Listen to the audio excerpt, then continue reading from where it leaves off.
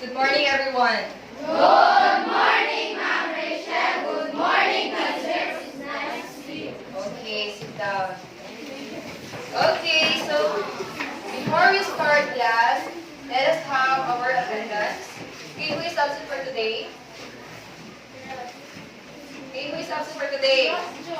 Rose Joy. Who else? Jaya Rose, Carmen, and Julieta. Okay, Jaya Rose, Charlotte, and RJ.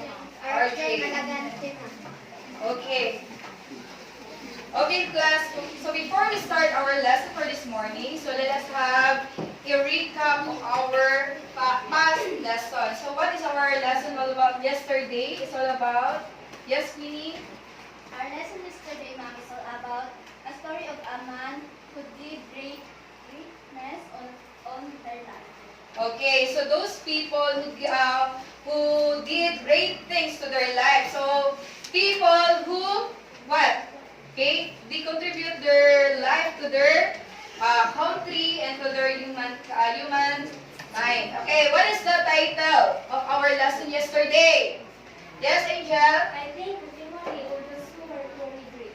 Okay, I think ultimately to those who were truly great. A very good, Angel.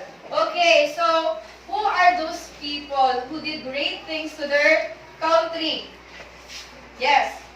They are those people destined to serve people in their countries. Example, heroes and soldiers. Okay, so our previous heroes just like Jose Rizal, right? Who else? Who else? Another heroes. Can you give me an example? Yes, Andres Bonifacio. What else? Yes, Lapu-Lapu. Very good. Okay, in our present time, we have our own heroes. So we have soldiers. We also have teachers. We can consider them as heroes. Our parents, right? Your parents is a hero. Okay, so now class, we're going to proceed to our new lesson. Okay, so as you have observed class, I have already grouped you according to your strength, okay? According to your interest. So I have this question. Who among you here loves singing? Love singing. Okay, so that group. Okay, how about role playing? Okay, so just wait, kindly make a sound. Okay. Okay, how about drawing? Okay, very good. How about writing?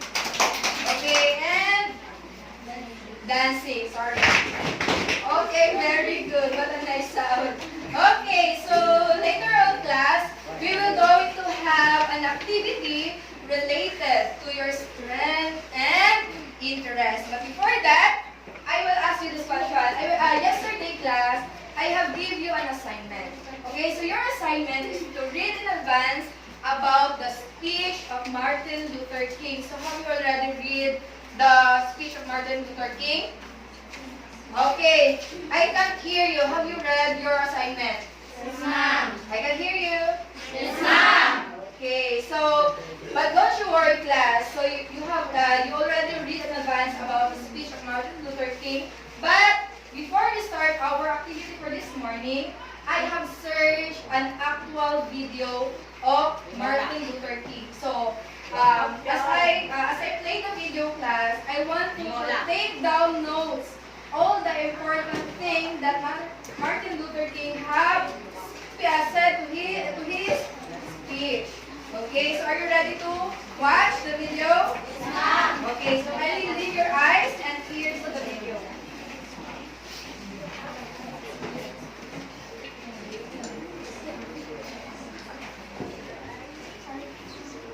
Okay.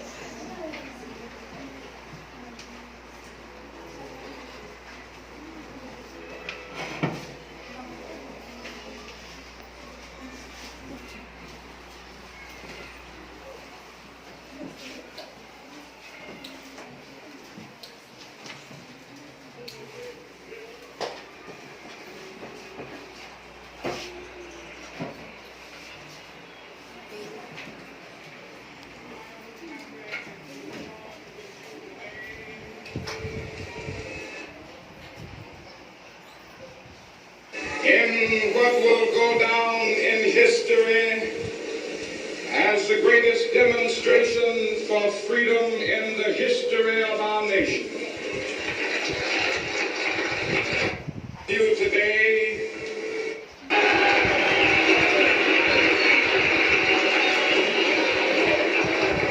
I am happy to join with you today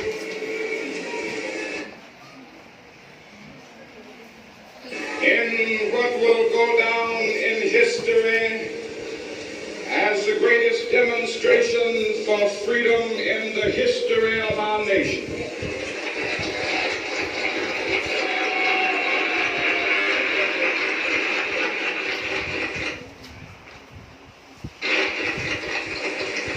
Five score years ago,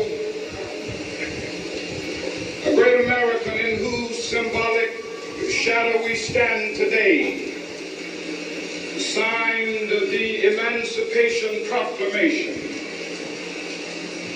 This momentous decree came as a great beacon light of hope to millions of Negro slaves who had been seared in the flames of withering injustice. It came as a joyous daybreak to end the long night of their captivity. But 100 years later, the Negro still is not free. 100 years later, the life of the Negro is still sadly crippled by the manacles of segregation and the chains of discrimination. 100 years later, the Negro lives on a lonely island of poverty. I have a dream that one day this nation will rise up, live out the true meaning of its creed. We hold these truths to be self-evident that all men are created equal.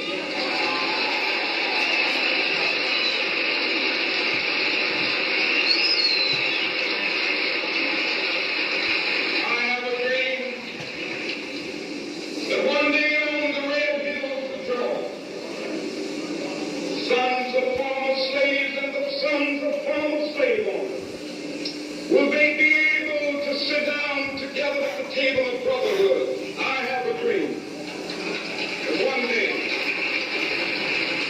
even the state of Mississippi, a state sweltering with the heat of injustice, sweltering with the heat of oppression, will be transformed into an oasis of freedom and justice. I have a dream.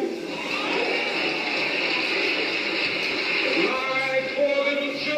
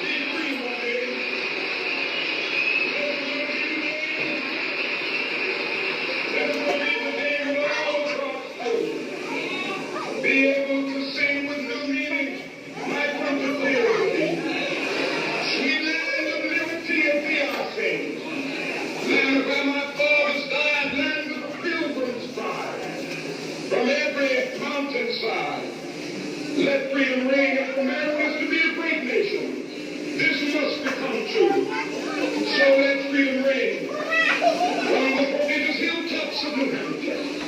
Let freedom ring from the mighty mountains of New York. Let freedom ring from the hiking Alleghenies of Pennsylvania.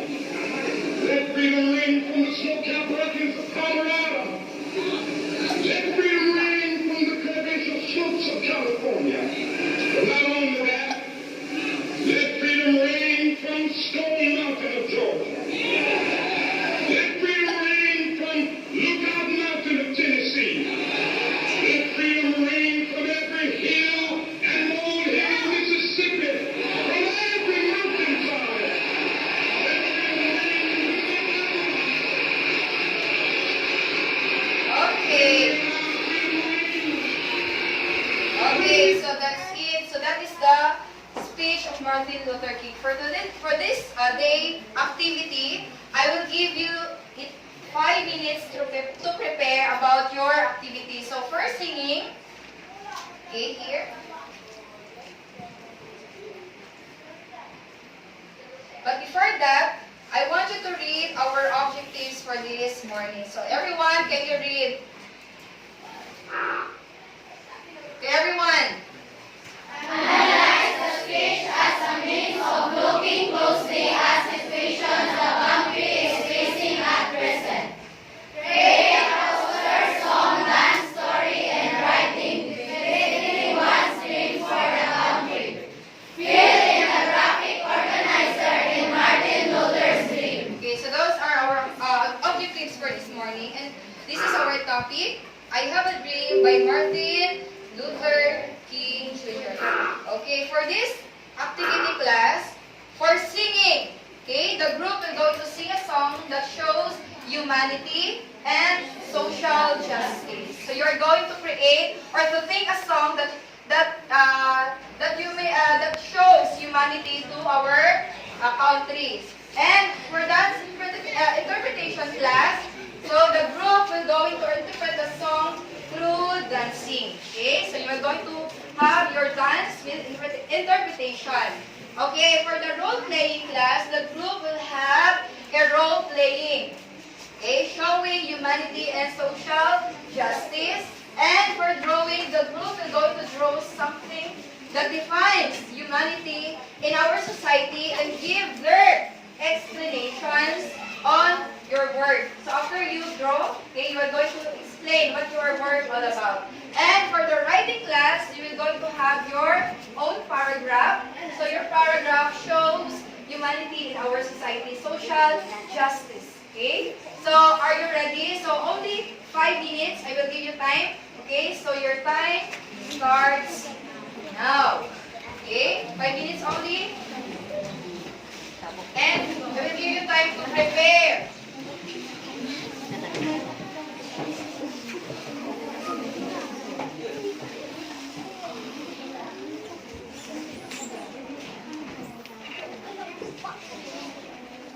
Okay, when I said time is up, time is up.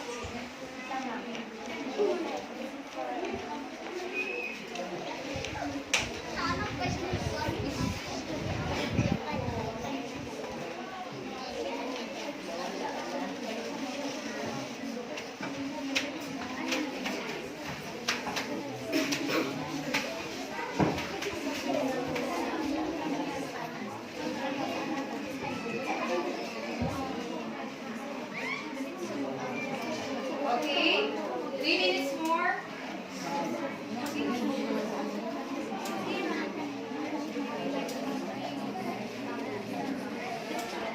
Okay.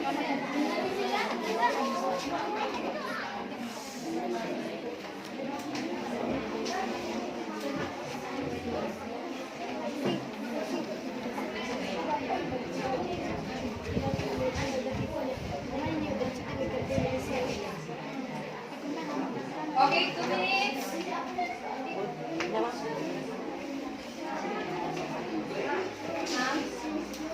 Yes.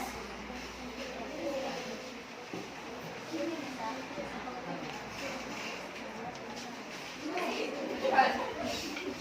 Front. You're going to put it to front. Okay.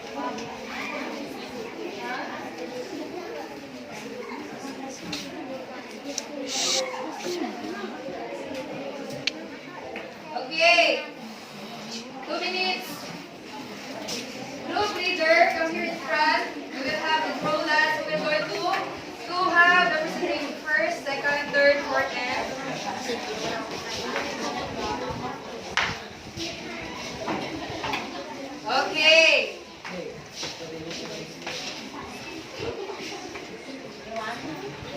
Who will go? Will go first group.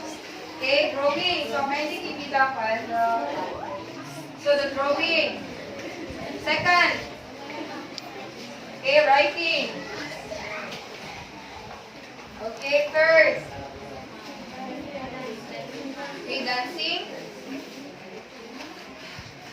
Fourth. Role playing. Okay. And the last one is singing. Singing. Okay, so are you ready? Yes, ma'am. Okay, so before we start class, I want you to our activity is guided by our rubrics. So kindly lend your eyes here so that we have our guide. Okay, so our rubric for this activity. Okay, so I will going to read our rubrics. Everyone listen. For 40%. Okay, so that is exceptional. So what does it mean? So it indicates clear understanding on the topic. All members contribute by playing rule well. Okay, what else? Show confidence, informative, entertaining, speaks loudly and clearly. What else? Appropriate use of body language. So that is 40%.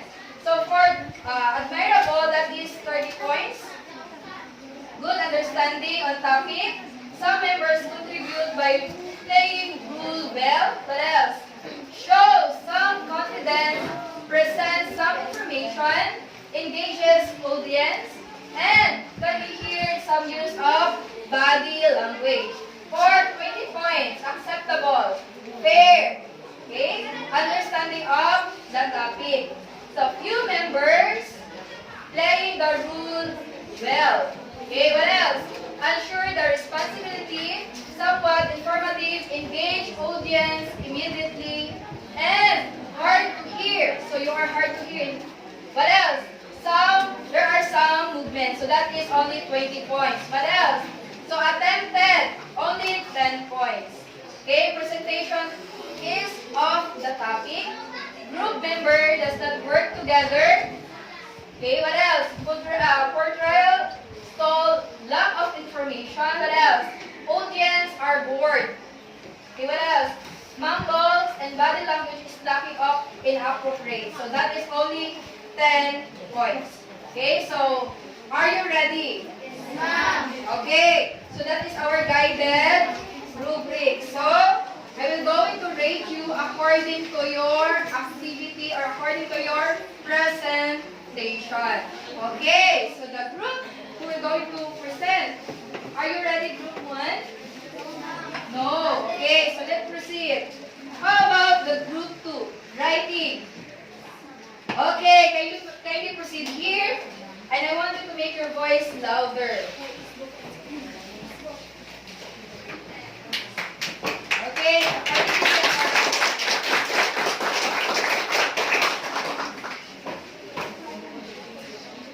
Okay, read the word.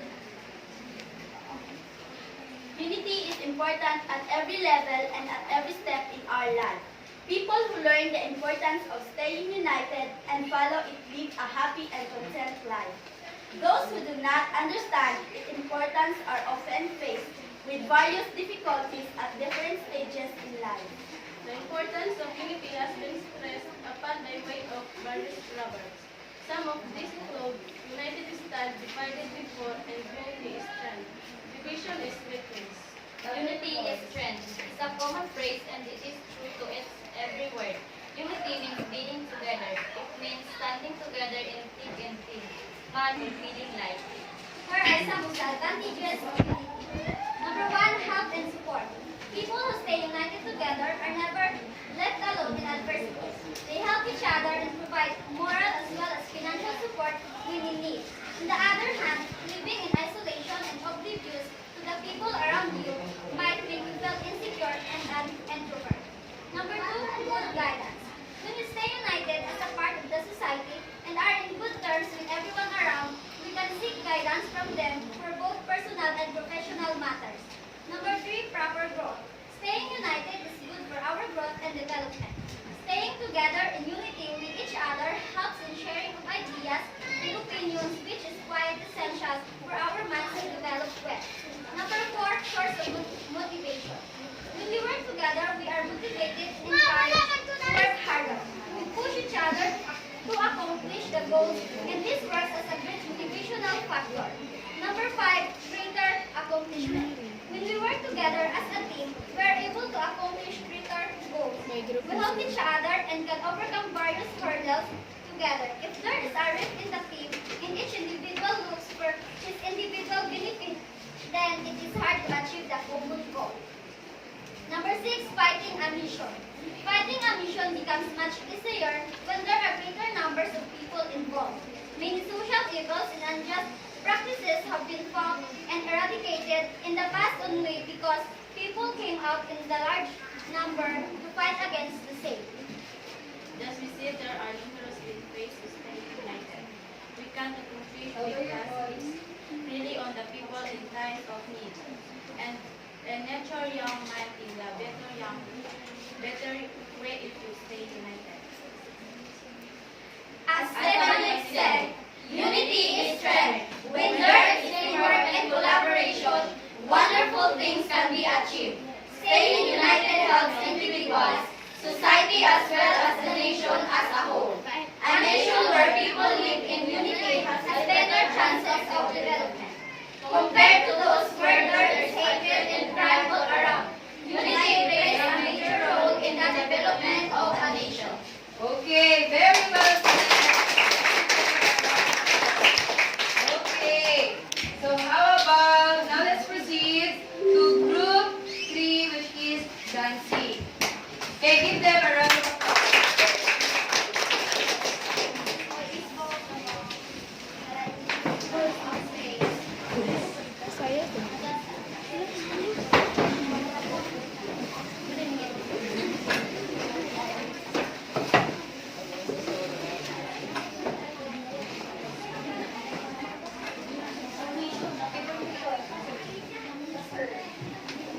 Okay, a round of applause, please.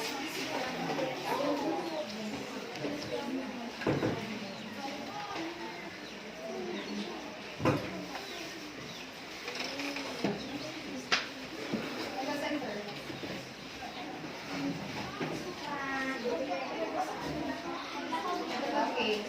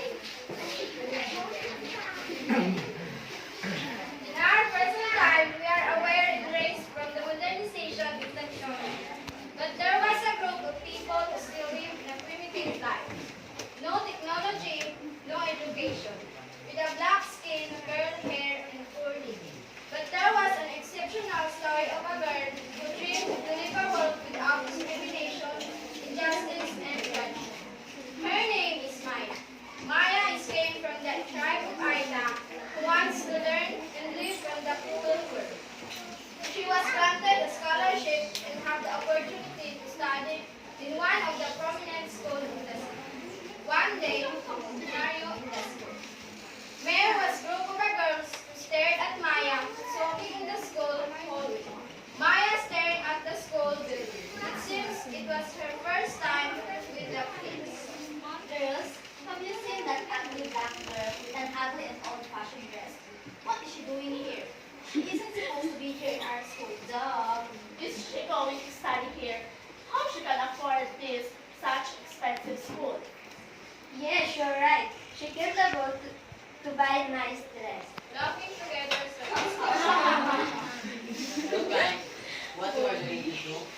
It's not belonging. It is dirty, looking, and being poor. Okay, guys, let's get her on our side. Come on. walking together to Maya's direction. Hey, Alvin, what are you doing here? Yes, May I know you? Laughing together. Did you hear what did she say, guys? She's asking if who we are. pushing Maya on the ground. You gross! My hands get dirty. Get lost. You aren't supposed to be here.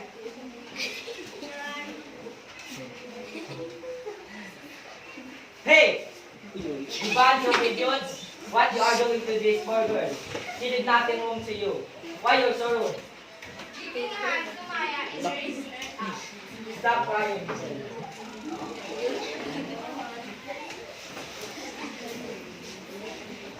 On the classroom. Where you are? In my classroom, B14. Okay? It was on the second floor. Papers are on the classroom noise. Classmates staring at Maya with surprise. Some are laughing, others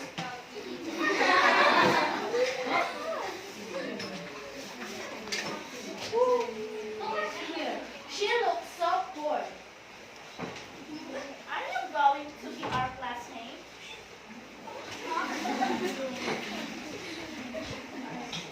Classmates laughing together. Teacher is coming inside the class. Okay, class, be seated. Oh, yes, Micah, right? Yes, ma'am. I heard you are our new students. Please find your seat. Oh, not here. I don't want you to be my seatmate. You know, class, don't treat Maya that way. We are just the same. Luckily, you have raised from a family with a good name. But it doesn't mean that you can put her down and treat her rudely. What if you will be Maya? What would you feel? Happy? Treat her right because we are all made beautifully by God. Understood? Yes, ma'am. From that moment, Maya and her classmates lived harmoniously. Her classmates sharing their food to Maya and include her in their games. She was treated well without judgment, discrimination, and injustice. Years later, Maya graduated with a flying color and became school's cum laude. Many people inspired her story.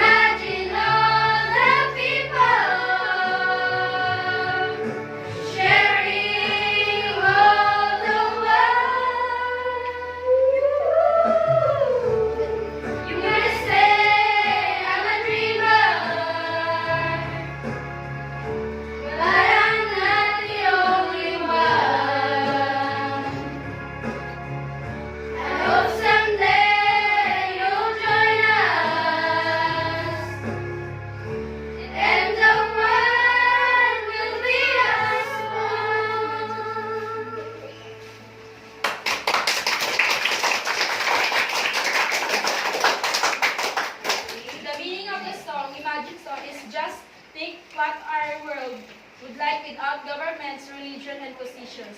Then this idea would happen. No war, hate, nor poverty, only peace. Okay, very good. Okay, so what a wonderful voice. Okay, so we have a golden voice. Okay, and the last group, the last but not the least, the drawing. Okay. Okay, everyone, come here in front. Okay, so what a wonderful drawing.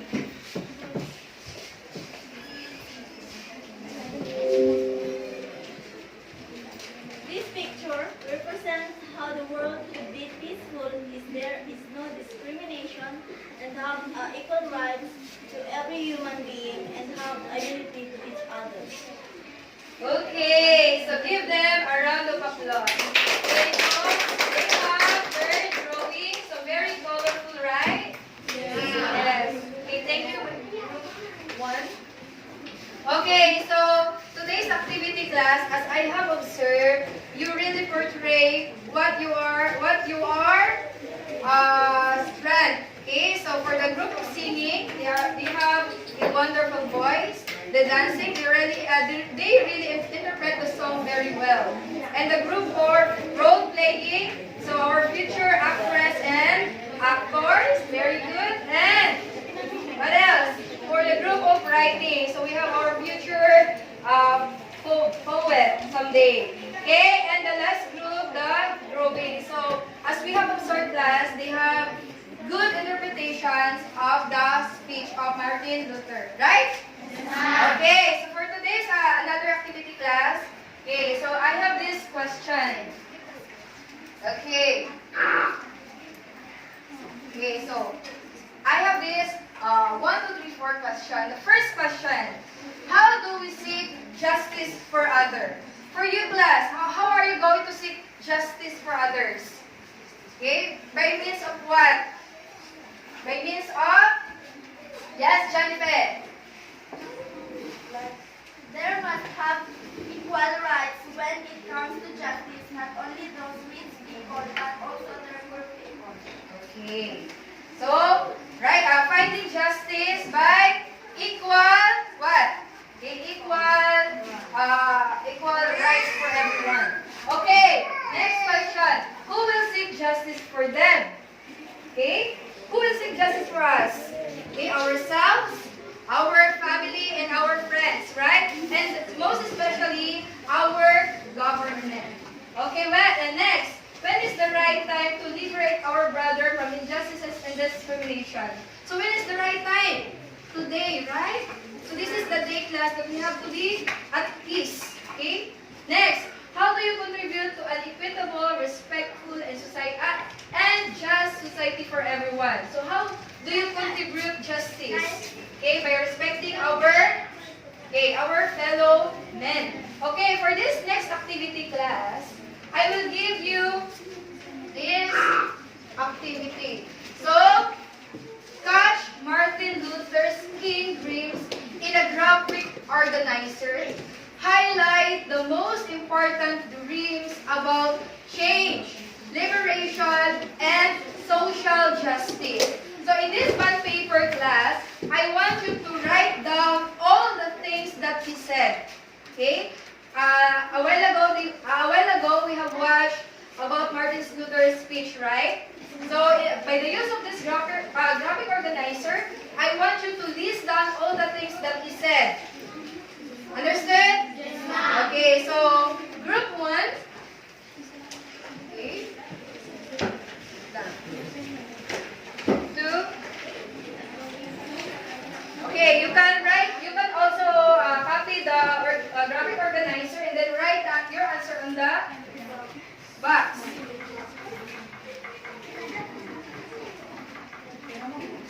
Okay. Okay, I will just give you 5 minutes and then present your answer on front. Okay, Pastor?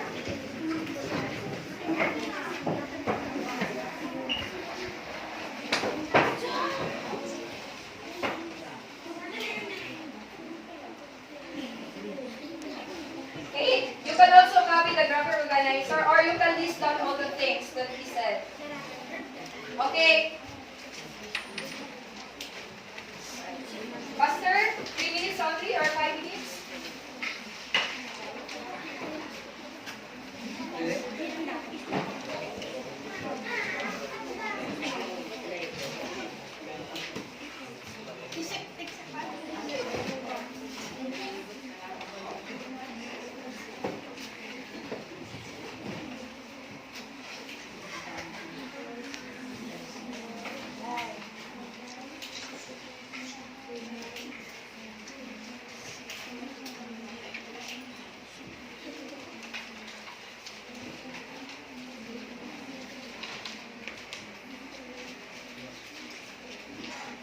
Okay, Pastor.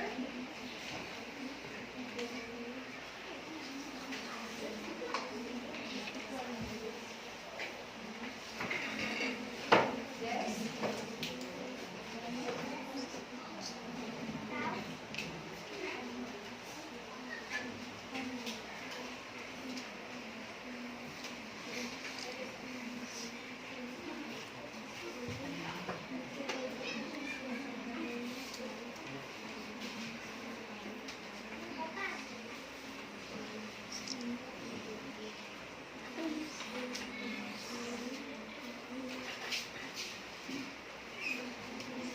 Okay, first group who will pass their work, I will give them last points.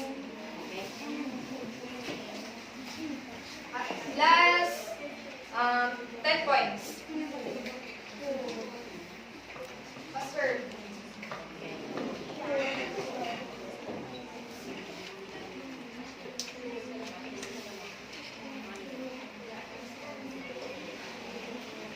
Okay, group, what are you? Group 5. Okay, I will give you 10 points. Okay? The second group will going to receive 8 points. Okay, group. Group. Okay. 8. Okay, 7 points.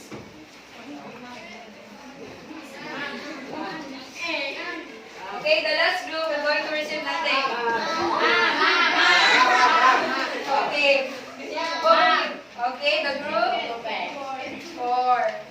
Okay, last 5 points. Okay, for the last group, sorry. But don't worry, I will give you plus 2 points. Okay, for the first group, kindly come here in front and read your answers. What are the things that Martin Luther wanted to emphasize on his speech? Everyone. Pastor.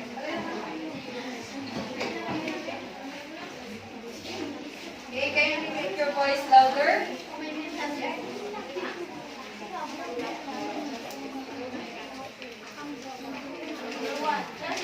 Louder your voice. There must have equal rights when it comes to justice, not only those rich people, but also those poor people. Number 2, respect. Learn to respect every humankind, not to violence. Number 3, freedom. They must free from discrimination and judgment of the people. Okay, so very well said. There is answer is freedom, justice, and what else?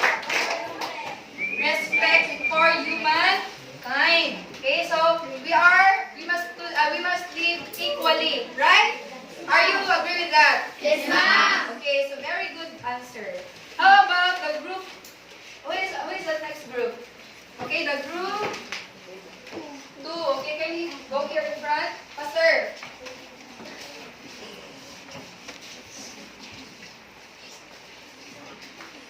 Louder your voice. Stop the racial discrimination. Treat black people will not the little by the white people. Transform the nation. To make nation with love and peace. Freedom. All people free from all the burden and social injustice. Okay, so that is their answer. Every word. Okay, so their answer is all about freedom, transformation of the nation and stop racial discrimination. So I will going to ask this question to you, class. Have you ever tried to have racial discrimination here? Okay? So we all know that we have a tribe of Aklanon and Laan. So have you experienced racial discrimination? Ma'am. So what did you do? Okay, just staring at them? Okay, we have to stop those actions because that is not good, right? Okay, so very good. How about the next group?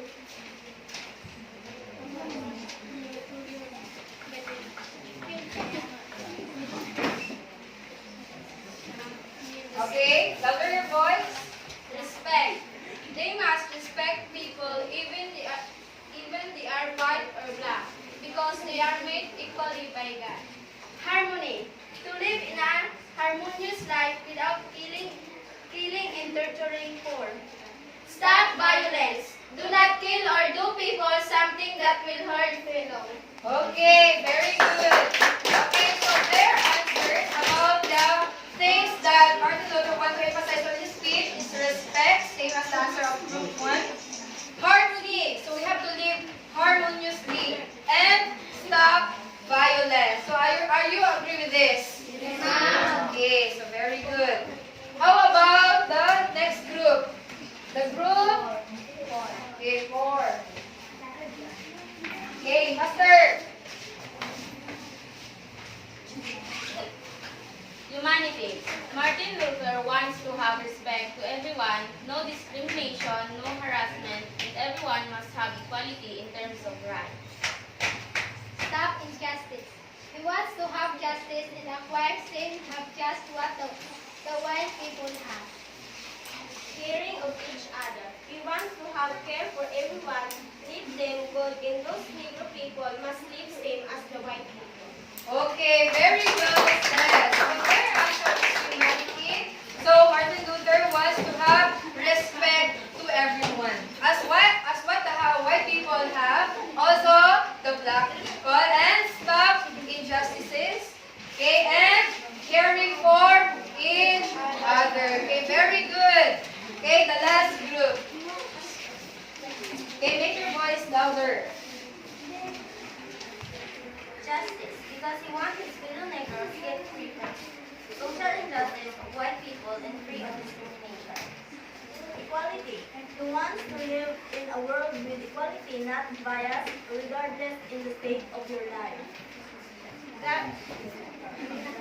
Brotherhood. He wants that all the people will consider as his brother and a sister, not a slave. Okay, so can I see your answer? Okay, very good. So same,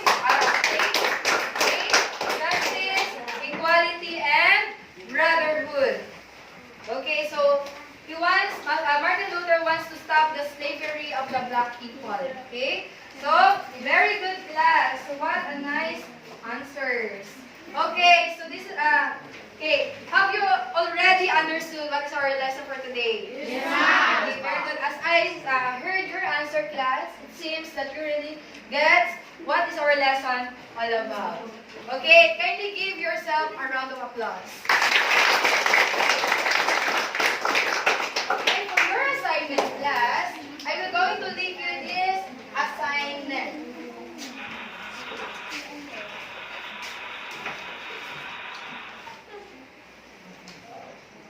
Okay.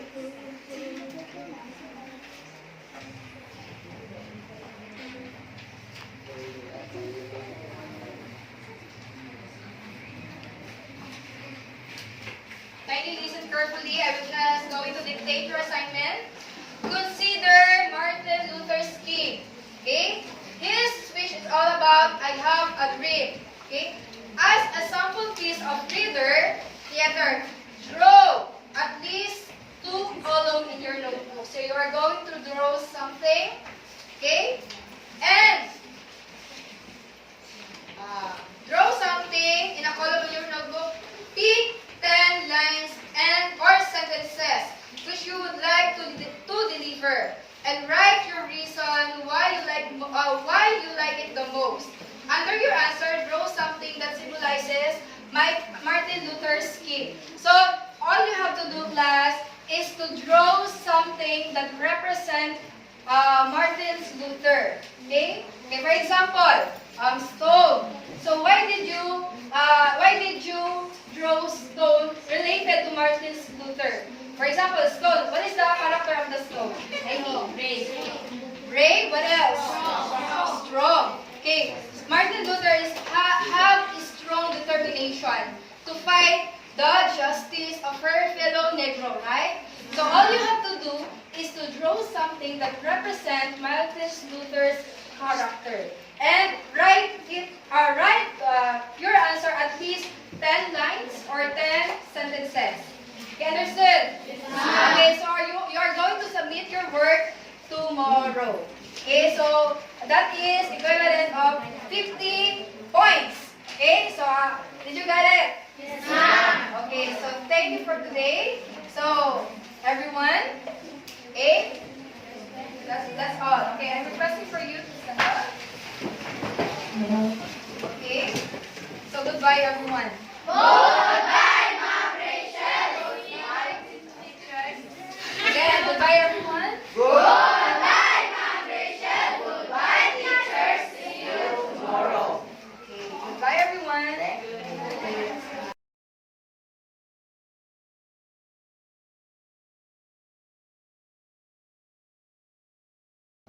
Okay, so let us hear the comments, suggestions of our very handsome teacher to Mr.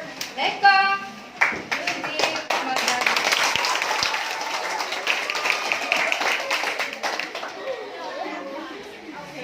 Okay, what's up, good morning. Okay, I'm so impressed the way you respond to your lesson. Your lesson is all about? About? Okay, about Martin Luther King Jr. Yeah? So I really enjoy Martin Luther King Jr. as one of the most famous famous heroes in terms of social justice, equality, freedom, and respect towards his fellows. Not only people with the same color, but people with the same race, ethnicity. So that's how powerful Martin Luther King Jr. So my general observation is that I really idolize the way you respond because you have already the sense of responsibility, how you respond with regards to social conditions of our society. And I believe that you are good man, citizens of our society. I hope that every one of you here will do the same, like what Martin Luther King Jr.